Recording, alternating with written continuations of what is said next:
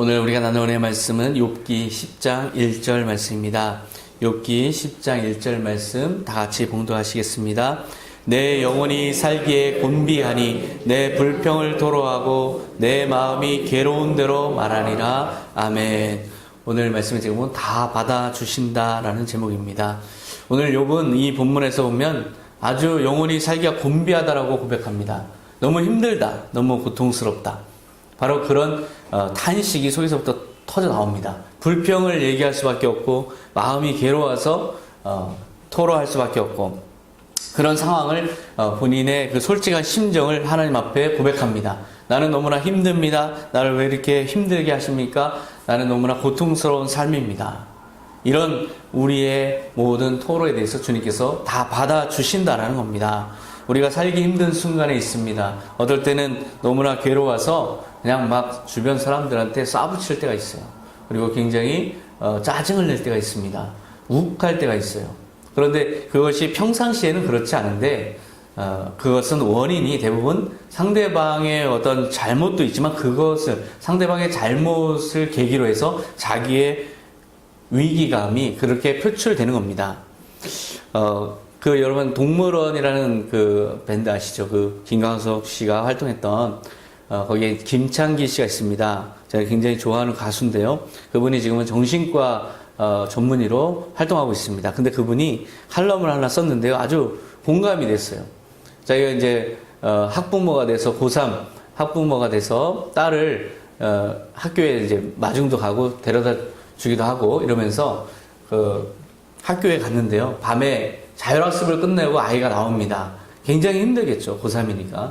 그런데 무거운 가방을 좀 덜어주려고 그렇게 터벅터벅 오는 아이가 너무 안쓰럽고 대견하기도 하고 그래서 어깨를 다독이면서 가방 좀 이리 내라 그랬더니 됐어 뭐 이런 식으로 하는 거예요. 그리고 막 이러면서 하는 거 그렇게 이제 짜증을 냅니다.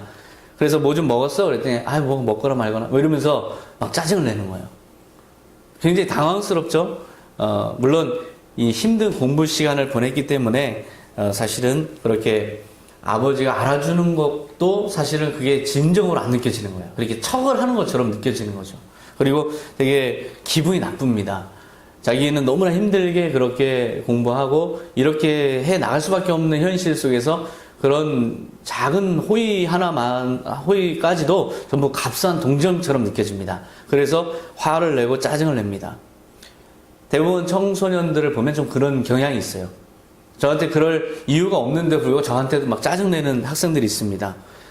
대부분은 이제 자기 중심성이 좀 강해져서 그렇죠. 자기 통제력이 좀 떨어져서 그렇습니다. 자기 자신의 지금 현 위치에서 아버지에게 그럴 필요가 없고 그래서도 안 된다는 걸 알지만 그 통제력이 떨어지고 자기가 너무 높아진 거죠. 자기의 자아가 많이 팽창해서 그렇습니다. 그래서 그럴 때는 모든 판단의 기준을 바꿔버려요. 그러니까 내가 이래도 된다라고 그냥 생각합니다. 그렇게 해도 정당하다. 그렇게 해도 나는 지금 충분히 그런 상황이다. 알아줘야 된다. 뭐 이런 어떤 내면의 동기가 작용합니다. 보통 때 아이들은 그렇게 무례하진 않아요. 근데 이상하게 좀 힘든 일이 있거나 아니면 아이가 뭔가 자기가 시험을 못 봤거나 그리고 너무 한계가 느껴질 때 대부분은 그런 예민한 반응을 보입니다. 시험 기간이라 힘드니까 무너져 내린 거죠. 아빠가 자기를 대할 때 지켜야 하는 규칙을 자기도 모르게 바꿔버립니다. 아빠는 그렇게까지 할 필요가 없지만 그렇게 해도 마땅한 사람인 것처럼 막 규칙을 바꿔버립니다. 그렇게 고무줄같이 자기 중심적인 규칙을 기분에 따라 바꾸는 것. 이거는 그 김창기 씨의 딸만의 일은 아니에요. 저희도 이제 살아보면 우리 서로가 서로 그럴 때가 있습니다. 우리 어른들도 마찬가지예요. 너무나 힘들고 너무나 위기감이 느껴지고 그럴 때 우리 자신이 좀 무너집니다. 그래서 기준을 막 바꾸고 주변 사람들과 관계의 어떤 룰도 다 바꾸고 자기 멋대로 좀 하는 그런 때가 있습니다. 힘들면 다 아이가 되는 건 마찬가지인 것 같아요. 그래서 그런 우리의 모습을 생각해 볼 때 우리는 저 사람 왜 저래 성격이 좀 이상해 이렇게 할 수 있지만 그렇지가 않아요.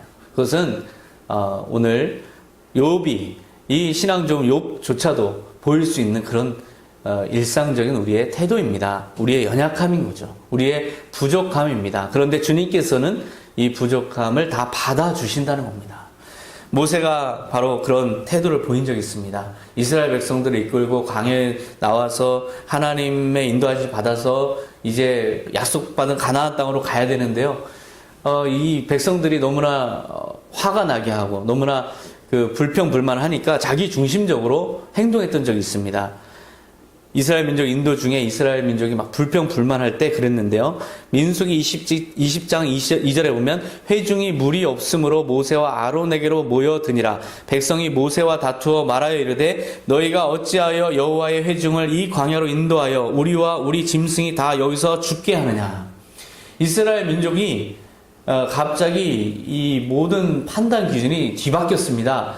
애굽에서 고생을 할 때는 하나님 구원하여 주세요 이렇게 해서 기도하던 사람들이 막상 인도함을 받아서 이제 광야까지 나왔는데 물이 없다는 이유로 지금 완전히 태도가 바뀝니다. 마치 그 김창희 씨의 아이가 갑자기 이유 없이 또 그래서는 안 되는 곳에서 짜증을 내는 것처럼 이 이스라엘 민족도 그렇게 아주 지금 이상하게 짜증을 내고 화를 내고 자기의 지도자를 향해서 지금 비난합니다. 바로 이런 모습이에요. 이런 모습이 인간의 연약함이죠. 이런 모습은 우리에게나 누구에게나 다 나올 수 있는 모습입니다. 그럼에도 불구하고 하나님께서는 이 백성을 바로 징계하지 않으세요. 참으시고 이 하나님이 어떤 인자를 베푸십니다. 그래서 7절에 보면 여호와께서 모세에게 말씀하여 이르시되 지팡이를 가지고 내 형 아론과 함께 회중을 모으고 그들의 목전에서 반석에게 명령하여 물을 내라 하라. 내가 그 반석이 물을 내게 하여 회중과 그들의 짐승에게 마시게 할지니라. 하나님께서 자비와 인자를 베푸세요. 그래서 그들이 원하는 대로 물을 내십니다. 그 모습을 그렇게 하시는 하나님을 보면 모세도 사실은 그 하나님의 마음을 이해하고 모세도 자기의 본분이 있기 때문에 이스라엘 민족이 뭐라고 해도 하나님을 경외하면서 자기 본분에 충실하게 명령을 수행해야 되는데요. 이 하나님의 자비의 은혜를 바꿉니다. 자기 멋대로 바꿔서 자기의 분노를 표출하는 합리화의 어떤 계기로 삼습니다. 그래서 10절에 보면 모세와 아론이 회중을 그 반석 앞에 모으고 모세가 그들에게 이르되 반역한 너희여 들으라. 우리가 너희를 위하여 이 반석에서 물을 내랴. 그렇게 화를 내고 이스라엘 백성들을 향해서 아주 불만 섞인 표정으로 그렇게 반석을 3개 2번 내리칩니다. 이게 자기 분노를 그냥 표출한 거죠. 아무리 믿음을 갖도록 하나님의 전능한 능력을 보여줘도 이 백성들이 끊임없이 불평불만하니까 모세도 화가 날만합니다. 하나님을 믿지 않고 그런 모습을 볼 때 사실 그들의 모습 속에 비친 자기 내면의 똑같은 그 모습을 대면했을 수 있습니다. 그러다 보니까 그 무력감 때문에 자기 스스로를 방어한 심리에 의해서 그렇게 순간적으로 분노했을 수 있어요. 그런데 만약에 하나님께서 여기에서 반석에서 물을 내어 먹이라는 말씀이 없었다면 어떻게 됐을까요? 만약에 그런 약속을 안 한 상태에서 모세가 이런 화를 낼 수 있을까 한번 생각해 보세요. 사실상 화를 내는 우리 상황을 보면 사실 굉장히 야비합니다. 우리가 뭔가 그럴 수 있다, 그래도 된다라고 자기가 생각할 때 보통 화를 내는 것을 허용합니다. 그래서 모세는 그렇게 화가 터져 나옵니다. 하나님의 능력을 등에 업고 사실상 자기가 처단자요 결정권자인 것처럼 본때를 보여주겠다는 심정으로 본능대로 그렇게 분노한 거죠. 민수기 20장 11절에 보면 모세가 그의 손을 들어 그의 지팡이로 반석을 2번 치니 물이 많이 솟아나오므로 회중과 그들의 짐승이 마시니라. 하나님은 이 사람들의 지금 마음 상태에 그렇게 연연하지 않으십니다. 이 사람들이 지금 짜증을 내고 화를 내고 불평불만을 하고 그리고 모세조차도 또 그렇게 잘못을 저지르고 해도 하나님께서 약속하신 모든 일들을 계획대로 약속하신 대로 그대로 행하시는 걸 볼 수가 있습니다. 하나님은 이 분노의 본질을 아십니다. 우리 인간의 연약함의 본질을 아십니다. 모세의 자기 중심성이 어떻게 자기의 규칙을 바꿔서 그렇게 화를 냈는지도 아시고 또 그들이 선한 청지기임을 망각한 채 자기가 주권자인 양 그렇게 행세한 것도 다 아십니다. 하지만 하나님의 약속은 변치 않으시고 하나님은 그 시야에서 하나님의 이름 모세를 기꺼이 자비롭게 인도하십니다. 사실 이 순간을 보면요, 이스라엘 민족이나 모세나 다 똑같아요. 똑같은 사람들입니다. 똑같이 이스라엘 민족도 그렇게 하나님을 잃고 자기 중심적으로 행동했고 모세 역시 그런 상황에서 자기를 컨트롤하지 못하고 자기 중심성을 드러냈습니다. 우리가 볼 수 있는, 우리 스스로, 우리 서로에게 볼 수 있는 모습과 별로 다를 게 없습니다. 우리도 그렇죠. 우리도 그래서는 안 되는 서로에게 그렇게 할 때가 있습니다. 그리고 하나님에게조차 우리 그렇게 할 때가 있습니다. 하나님을 향해서 불평을 얘기하고 불만을 얘기하고 이럴 때가 있습니다. 이것이 바로 우리의 이 모습이에요. 이게 자아상이에요.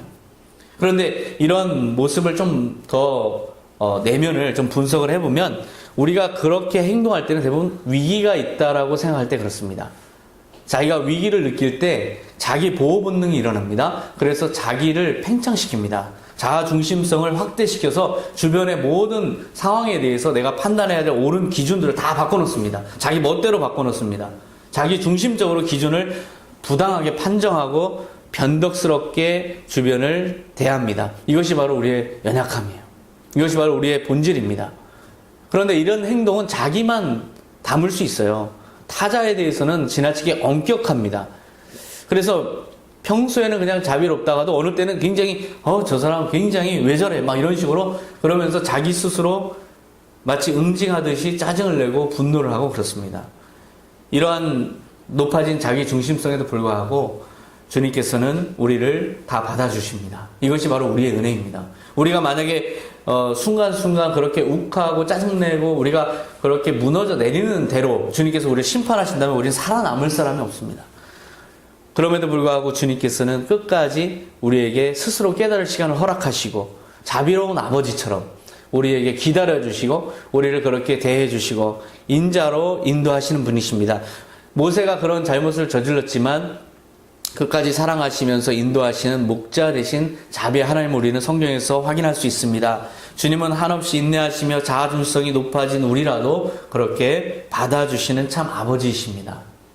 그러니까 우리가 그런 위기감이 오고 그런 어려움이 와서 순간 토로하고 사람에게 토로하고 하나님에게 토로할 때 그것에 대해서 물론 자기 스스로 조심해 나가야 되지만 그것에 대해서 과도하게 자기 자책감에 시달릴 필요가 없습니다. 그것 때문에 자기의 한계 때문에 좌절할 필요는 없습니다. 그런 우리의 연약함을 그냥 인정하면 됩니다. 베드로도 역시 그런 실수를 한 적이 있어요. 베드로는 유대인이기 때문에 이방인에 대해서 아주 엄격합니다. 이방인을 가까이 하는 것, 이것 자체가 법에 어긋나는 일이라 생각합니다. 하루는 이제 기도하려고 한 집 지붕에 올라갔는데요. 거기서 하나님의 환상을 보게 됩니다. 사도행전 10장 11절에 그는 하늘이 열리고 큰 보자기 같은 것이 네 귀가 메어져 땅에 내려오는 것을 보았다. 그 안에는 온갖 네발 짐승과 땅에 기어다니는 것과 공중의 새들이 들어 있었다. 이렇게 환상을 보게 됩니다. 즉 네발 짐승, 땅에 기어다니는 것, 공중의 새들 이런 것들은 가까이 해서는 안 되는 부정한 동물들입니다. 율법에는 그런 부정한 동물들을 가까이 해서는 안 되는데요. 하나님의 음성이 들립니다. 13절에 그때 베드로야 일어나 잡아 먹어라 하는 음성이 들려왔다. 그러나 베드로가 주님 그럴 수 없습니다. 저는 속되고 깨끗지 않은 것은 한 번도 먹어본 적이 없습니다. 대답하니. 그러니까 베드로 입장에서는 지금까지 속되다, 부정하다 라고 하는 것들을 가까이 한 적이 없다라고 지금 대답하는 겁니다. 그런데요 사실 베드로가 어떤 인물입니까? 예수님을 3번이나 부인했던 사람이에요. 예수님을 배신하고 등졌던 죄인입니다. 허물이 많은 사람입니다. 그런데 자기의 그 과거의 허물과 때를 까맣게 잊고 자기는 이제 부정한 걸 한 번도 먹어본 적도 없고 그렇게 율법적인 어떤 요구사항들을 거부한 적이 없고 그렇게 안 지킨 적이 없는 그런 사람인 양 자기를 생각하는 거예요. 눈앞에 보이는 대로 속되고 깨끗하지 않다고 판단해서 기피하고 거부하고 달갑지 않게 생각합니다. 이러한 모습을 보면 그 모순을 우리는 확인할 수 있어요. 우리 자신도 그렇습니다. 우리 삶을 대하는 우리 태도도 마찬가지입니다. 우리가 언제 그렇게 깨끗하고 언제 그렇게 완벽하게 살았습니까? 우리의 연약함은 이루 말할 수가 없습니다. 너무나도 연약한 자이기 때문에 우리 스스로는 그렇게 자랑할 것이 없습니다. 근데 어떨 때 어떤 사람, 어떤 상황에서는 우리가 굉장히 엄격해져요. 마치 결벽증 환자처럼 엄격해집니다. 나는 뭐 그런 사람이 아니야. 뭐 이런 식으로 생각합니다. 그러면서 상대방을 아주 거칠게 대하고 상대방에 대해서 아주 규칙을 바꿔서 엄격하게 대합니다. 자아중심성이 높아져서 그래요. 스스로를 과잉 통제하고 결벽증적인 행동을 하는 겁니다. 이렇게 우리의 모습이 모순돼 있어요. 그리고 아주 이율배반적입니다. 우리는 그렇지 못한 대상, 좀 내 기준에 안 맞는 대상을 대하면서 어느덧 아주 엄격함을 부리는 태도를 우리 스스로 발견하게 됩니다. 바로 이런 모습이에요. 베드로도 그랬습니다. 그런데 하나님께서 베드로에게 깨달음을 주시는 말씀하십니다. 10장 15절에 보면 하나님께서 깨끗하게 하신 것을 속되다고 하지 말아라는 두 번째 음성이 들려왔다. 하나님이 깨끗하게 하신 걸 속되다 하지 말아라. 이 음성이에요. 이것이 바로 우리가 너무 엄격해졌을 때 우리가 기억해야 될 말씀입니다. 우리가 대하는 사람이 너무나 우리 생각 기준에 안 맞는, 거기에 미달되는, 함량 미달의 사람이다 하더라도 주님께서 오늘 그 사람을 만나게 하신 것은 주님께서 대하라고 하시는 겁니다. 그런데 우리는 그 대상에 대해서 우리 기준대로 막 평가합니다. 즉 자아중심성으로 평가하죠. 근데 오늘 이 말씀은 하나님께서 깨끗하게 하신 것을 속되다 하지 말아라는 것은 자아중심성을 내려놓고 하나님 중심성으로 판단하라는 말씀이에요. 베드로의 이 망각적인 태도에 대해서 하나님께서 준엄하게 환기시킨 겁니다. 문제 속에서 이제 주님께서 새로운 관점을 주시는 거죠. 새로운 관점에서 베드로는 질문을 생성합니다. 그러면 이게 도대체 무슨 뜻일까? 그때 성령의 음성이 들립니다. 사도행전 10장 17절에 베드로가 이 환상이 무슨 뜻일까 하고 의아스럽게 생각하고 있을 때 성령께서 그에게 이렇게 말씀하셨다. 세 사람이 너를 찾고 있다. 내가 보낸 사람들이니 내려가서 의심하지 말고 함께 가거라. 그러니까 하나님께서는 우리의 자아중심성을 내려놓게 하시고, 그리고 또 그 깊은 뜻, 만나게 하신, 또 경험하게 하신 깊은 뜻을 알게 하십니다. 그 속에서 하나님의 중심성이 이제 드러나는 거죠. 그 하나님이 밝혀지는 겁니다. 가이사라에 사는 이탈리아 부대가 있습니다. 가이사라에 이탈리아 부대가 있는데 그 한 장교, 로마 군대 한 장교가 바로 고넬료인데요. 이 고넬료가 보낸 사람들이에요. 세 사람이. 이 세 사람을 따라가라는 겁니다. 그런데 이 모든 것들이 지금 접해서는 안 될 사람들이에요. 그러니까 하나님께서 보여주신 이전의 환상, 즉 속된 것들의 짐승과 새들의 환상은 바로 이 사람들을 의미했던 겁니다.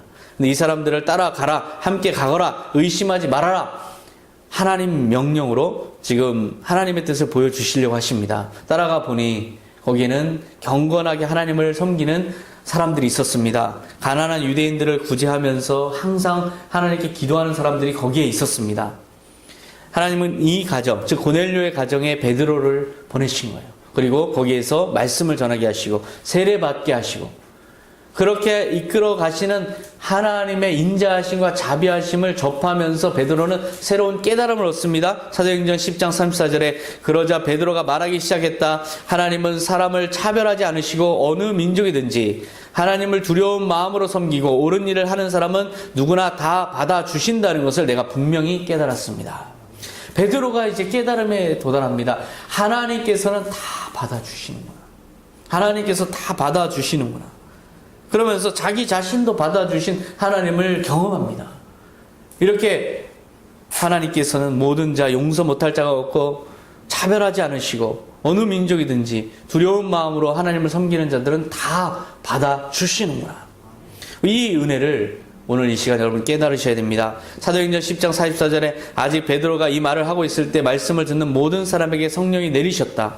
베드로와 함께 온 유대인 신자들은 이방인들에게도 성령님의 선물을 부어주시는 것을 보고 놀라지 않을 수 없었다. 지금 엄청난 변화의 순간입니다. 엄청난 변화의 순간이에요. 이제까지 수천 년 동안 이어졌던 이스라엘 민족의 선민의식이 깨져 나가는 바로 그 사건입니다. 하나님의 뜻을 깨달은 베드로와 달리 이렇게 하나님의 뜻을 깨달았지만 예루살렘에서 같이 사역을 하는 동료들은 그렇지 않아요. 여전히 그 뜻을 아직 경험하지 못했습니다.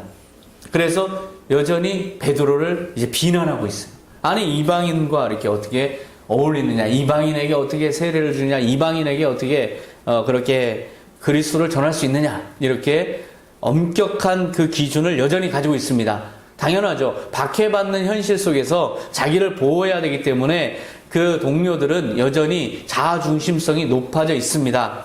그래서 이방인들에 대해서 태도도 아주 엄격합니다. 마치 결벽증 환자처럼 대합니다. 그러한 이방인을 그렇게 다르게 생각하는 동료들에게 베드로는 맞대응하지 않아요. 이제 그 태도가 완전히 달라졌습니다. 차분히 설득하고 논증합니다. 어느덧 다 받아주는 베드로가 되어 있습니다. 사도행전 11장 17절에 그런즉 하나님이 우리가 주 예수 그리스도를 믿을 때 주신 것과 같은 선물을 그들에게도 주셨으니 내가 누구에게 하나님을 능히 맡겠느냐 하더라. 베드로가 지금 동료들에게 이야기합니다. 나도 그렇게 생각했어. 하지만 하나님께서 이방인들까지도 은혜를 주시는 것을 누가 맡겠느냐. 어느덧 지금 베드로는 처음에 이런 속되고 깨끗하지 않은 것은 한 번도 먹어본 적이 없습니다 하던 태도는 어디론가 다 갔어요. 이제는 하나님께서 허락하시면 그 자체가 바로 진리고 내가 거기서 순종해야 된다라는 태도로 바뀌어 있습니다. 그리고 이제는 속되다고 생각했던 대상들까지도 다 받아줄 수 있는 마음으로 바뀌어 있습니다. 바로 예수 그리스도의 마음을 품게 된 거죠. 바로 이러한 변화를 볼 때 이 비난하는 사람들도 마음이 바뀝니다. 그래서 18절에 보면 그들이 이 말을 듣고 잠잠하여 하나님께 영광을 돌리르되 그러면 하나님께서 이방인에게도 생명 얻는 회개를 주셨도다 하니라. 이거는 이스라엘 민족의 신앙이 완전히 신학이 바뀌는 대역사의 그 전환점에 선 발언이라고 할 수 있어요. 하나님에게도 하나님이 이방인에게도 생명 얻는 회개를 주셨다. 이것은 신학 자체가 바뀌는 겁니다. 이스라엘 신학이. 모든 사람의 관점의 변화를 완전히 이끌어내신 하나님의 용서의 은혜가 지금 이방인들에게까지 임한 겁니다. 바로 이러한 변화, 이방인들에게까지 생명 얻는 회개를 주신 변화, 이것은 수천 년의 율법을 넘어서 다 받아주시는 하나님을 이제 모두가 깨닫게 되는 계기가 된 거죠. 바로 이것이 주님의 마음입니다. 주님께서는 이방인들에게도 생명 얻는 회개를 주셨어요. 다 받아주신 겁니다. 그러니까 우리가 여기 있는 거예요. 이스라엘 민족들만을 받아주시는 하나님으로 믿어왔지만 이방인까지도 다 받아주시는 하나님. 그 하나님은 우리의 이방인 같은 마음도 다 받아주십니다. 정말 율법에 어긋나고 할례받지 못한 자의 마음 같은 우리의 이상한 모순된 마음도, 짜증스러운 마음도 다 받아주셔요. 우리의 연약함도 다 받아주십니다. 지나친 엄격주의는 무엇을 위한 것일까요? 이스라엘 민족이 지나치게 자기들에게 엄격했습니다. 율법으로 엄격했습니다. 이방인들에게 엄격했습니다. 그럼 다 엄격주의는 다 자기 자신을 위한 거예요. 자기 자신, 자기 지위, 자기 중심성 때문에 그렇게 엄격한 겁니다.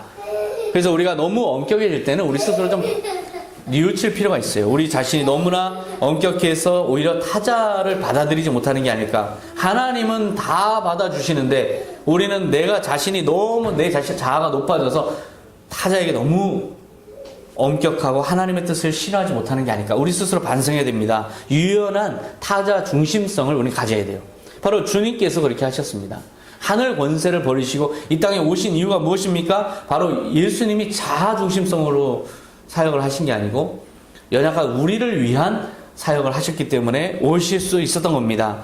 빌립보서 3장 15절 그러므로 누구든지 우리 온전히 이룬 자들이 이렇게 생각할지니 만일 어떤 일에 너희가 달리 생각하면 하나님이 이것도 너희에게 나타내시리라. 이게 바로 주님께서 우리에게 알려주시는 자비로운 은혜의 그런 가르침이 표현된 말씀입니다. 우리가 지나치게 엄격해져서 타자에게 즉자적으로 반응하고 거부하고 기피하고 달가오지 않게 생각하고 짜증내고 화를 내고 욱합니다. 이런 모든 것들 속에서 우리는 순간 내 자신을 잃고 하나님을 잃지만 하나님께서는 그 시간이 조금씩 지나면서 우리에게 하나님의 뜻을 우리에게 깨닫게 하시고 우리의 연약함을 고백하게 하시고 그래서 다시 하나님으로 앞으로 돌아오게 하시고 그렇게 인자로 자비로 우리를 이끌어 가시는 분이세요.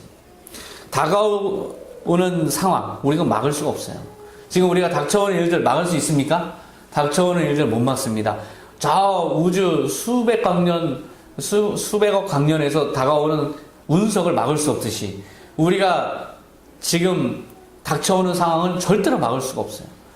그 상황 때문에 내가 힘들어 한다면 사실상 그 상황은 내가 통제할 수 없기 때문에 하나님께 기도해야 될 일입니다. 사실 우리가 통제할 수 있는 건 뭐냐? 내 자신이 그 다가오는 상황에 너무 위기를 느껴서 엄격하게 내 자신을 과잉 통제하고 그래서 다른 사람들에게 너무나 해서는 안 될 일을 하고 있지는 않은지 이것을 우리는 성찰해야 돼요. 그러면 주님께서 그 일은 알아서 하시고 우리의 일은 우리가 주님 앞에서 올바른 태도를 가짐으로써 해나가는 겁니다. 너무 높은 기준을 내 스스로에게 제시하면서 상황을 엄격하게 보려 할 때 우리는 짜증이 납니다. 사실 덜 힘들면 짜증날 사람 없습니다. 그죠? 너무 힘드니까 짜증나는 거예요. 너무 힘드니까, 너무 어려우니까, 너무 아프니까 그 마음에 위기감이 생기고 그래서 자기 보호 본능이 생기고 그러다 보니까 자꾸 짜증이 나는 거예요. 힘들어지는 겁니다. 그럴 때는 상황이 바뀔 수 있는지 한번 생각해 보세요. 상황이 바뀔 수 있는가? 상황이 바뀔 수 없다면 하나님의 영역입니다. 그걸 인정해야 돼요. 내가 짜증을 내고 화를 내고 그렇게 한다고 상황이 바뀌지 않는다면 이건 하나님께서 하실 영역입니다. 그러면 우리는 좀 기준을 좀 늦춰야 돼요. 기준을 좀 낮출 필요가 있습니다. 내게 결벽증적인 게 있진 않은지 스스로 반성하면서 이 주변에 대해서 너무 많은 너무 높은 기준을 세우고 있지 않은지 생각하면서 좀 기준을 낮출 필요가 있습니다. 너무 감당하기 힘들면 우리는 연약함이 터져 나와서 자꾸 이 감정을 통제할 수 없습니다. 그럴 때 그 모든 상황에 대해서 내가 바꿀 수 없고 저 사람을 바꿀 수 없고 저 상황을 바꿀 수 없고 그렇다면 이 조금 무너져 주는 것도 괜찮습니다. 좀 힘을 빼고 무너져 내려주면 됩니다. 조금만 무너져 내려주면 그것을 무너짐을 살짝만 허락하면 우리는 충분히 그 상황을 감당할 숨쉴 공간이 생깁니다. 그럴 때 우리는 기도해야 돼요. 그리고 그런 연약한 우리를 내치지 않는 주님을 무엇보다 기억해야 됩니다. 주님, 이러한 연약함을 가진 나도 주님께서 십자가 보혈로 받아주시니 감사합니다. 동일하게 다 받아주시니 감사합니다. 이렇게 우리는 좀 숨쉴 공간이 필요합니다. 그럴 때 조금 무너져 내려도 됩니다. 조금 기준을 낮춰도 됩니다. 너무 완벽해야 된다라고 엄격하게 주변에 대해서 너무 과잉 통제하지 마시기 바랍니다. 출애굽기 34장 6절에 보면 여호와께서 그의 앞으로 지나시며 선포하시되 여호와라 여호와라 자비롭고 은혜롭고 노하기를 더디하고 인자와 진실이 많은 하나님이라. 우리가 너무나 엄격하게 자신이 엄격한 어떤 기준을 적용하고 있을 때 우리는 우리 앞을 지나가시는 자비롭고 인자하신 주님을 기억해야 됩니다. 우리 눈앞에서 이러한 나를 또 받으시는 십자가의 은혜, 그 은혜를 생각해야 돼요. 지나친 통제와 구속을 받고 있다고 여기는 아이들은 자중심성이 높기 때문에 짜증을 내는 겁니다. 그래서 입시철이 가까워지면 제 자신도 좀 예민해지는데요. 그럴 때 제가 아이들이 어느 정도로 반응을 해야 된다라는 기준을 좀 내려놓습니다. 아이들이 웬만큼 불안해하고 짜증내는 거에 대해서는 그냥 직접적으로 반응을 안 합니다. 그냥 동일하게 대해요. 그냥 일상이라고 생각합니다. 그러면 마음이 편하고 그 아이에게 한결같이 대할 수 있어요. 그리고 우리 서로에게도 마찬가지입니다. 그런 대상이 필요한 거예요. 그렇게 조금만 인내심을 가지고 조금만 당해주면 아이가 금방 자기가 좀 미안하다고 고백을 합니다. 자기가 좀 예민했다라고 고백을 하고 뭐 커피도 사다 놓고 그럽니다. 이게 아이들의 마음이에요. 조금 그럴 때 서로가 긴장이 높을 때 조금 당해주는 거 괜찮습니다. 부모가 아이가 그럴 때 똑같이 거기에 대해서 어떻게 너 성격이 이렇게 안 좋아! 이렇게 맞대응할 필요가 없습니다. 그런 걸 수용하고 받아주고 그리고 조금 기준을 낮춰주고 그렇게 허용해주면 아이는 조금 있다가 제정신을 차리고 자기 스스로 왜 그렇게 했는지에 대해서 이야기하기 시작합니다.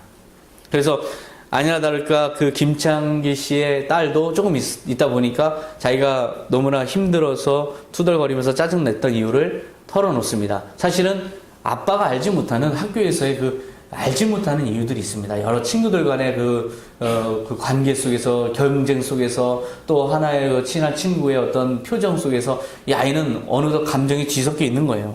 그걸 알지 못한 채 아버지에게 퍼본 거죠.